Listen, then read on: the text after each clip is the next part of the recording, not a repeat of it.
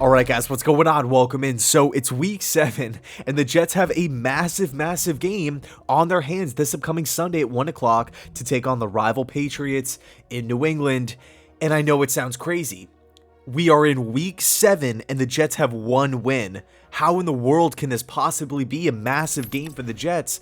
It's because the Patriots are a 2-win team and they're currently sitting in second place at 2-4. Okay, so this is truly the battle for second place in the AFC East. Now, even though the Patriots haven't had much success on the year, again, only 2-4, it doesn't feel right. I don't think we should underestimate this New England squad. I mean, at the end of the day, they still have a great coaching staff with Belichick and McDaniels. Mac Jones is playing at a high level. I mean, if you're a Pats fan, you have to love to see that. I mean, all those years with Brady, kind of a down year with Cam, Matt comes in and looks really poised year one, and the defense still has loads of talent. J.C. Jackson's one of my favorite players in the league. Now, we take a look at how New England has fared against opponents this season. 3 out of the 4 losses have been one possession. Okay, Miami they barely lost to, Tampa barely lost to, and there was a lot of questionable calls in that game. Dallas barely lost to, and that game went to overtime. With that said though, I do like the Jets' chances in this matchup for a couple of reasons. Number one, we're coming off of our bye week. That's huge for a multitude of different reasons. Of course, the team is going to be coming in well rested, and we do have some players coming back from injury, but it also gives this Jets team, this Jets coaching staff, an opportunity, or I guess more time, to look over what went wrong in the first chunk of the season. We've had a couple of issues, a couple of glaring problems with this football team, with offensive consistency, with turnovers, with just failing to get going early in games.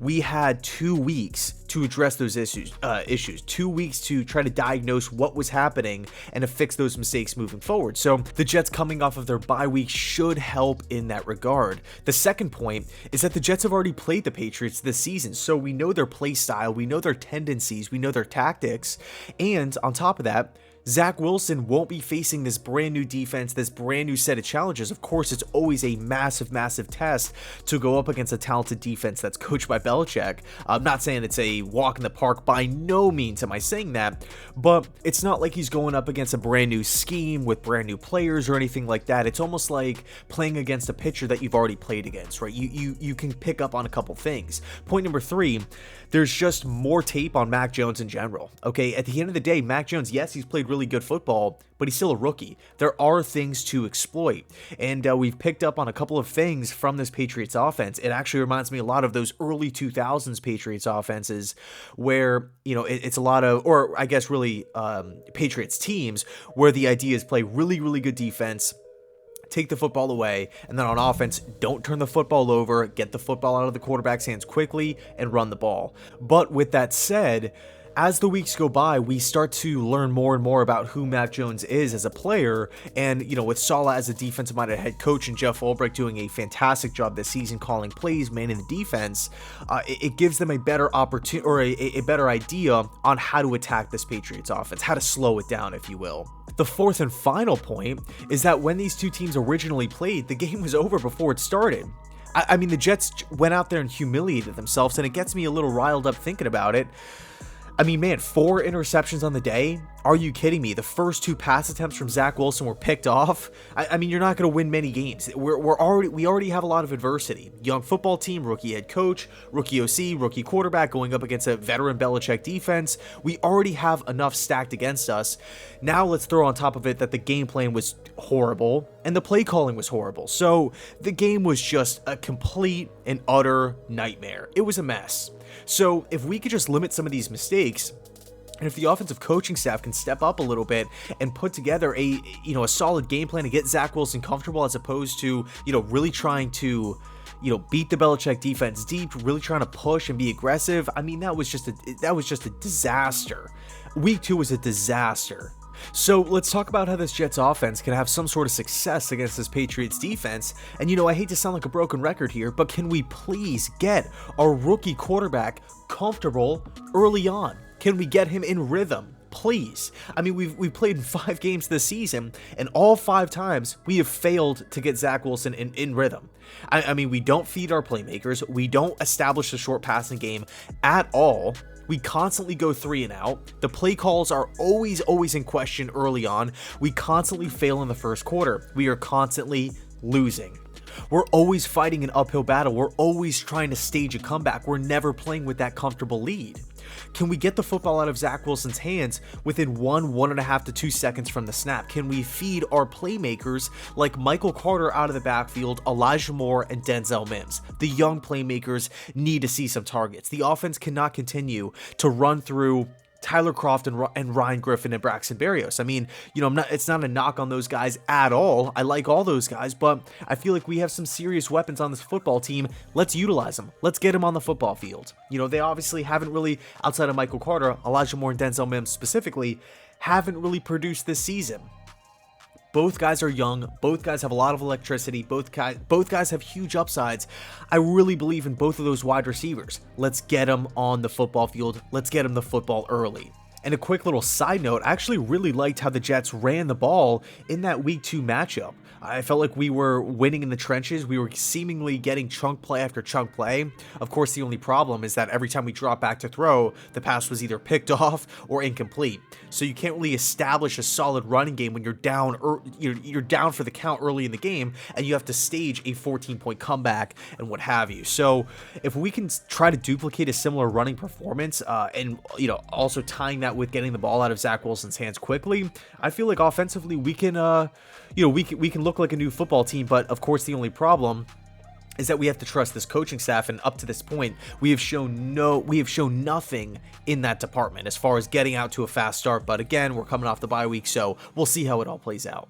And real quick, before we move on to the defense, I did want to kind of double down on the short passing attack because, you take a look at this Pats defense. Of course, it's led by Belichick. Of course, they have veteran leaders all over, tons of talent. McCourty, Winovich, we talked about J.C. Jackson before, but this team is 10th in takeaways.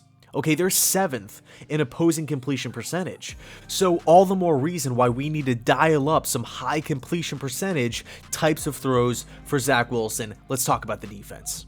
So speaking of short passes, the Patriots, they do that really well, really effectively. They are 3rd in completion percentage, and they are 23rd in yards per pass. So what does that tell you? The Patriots are really efficient. They put the ball in play. They control the clock.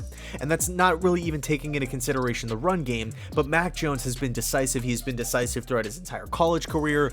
He is doing a really good job of just executing the offense, finding the open guy, and delivering accurate footballs. That's really all you can ask for from your rookie quarterback at this point.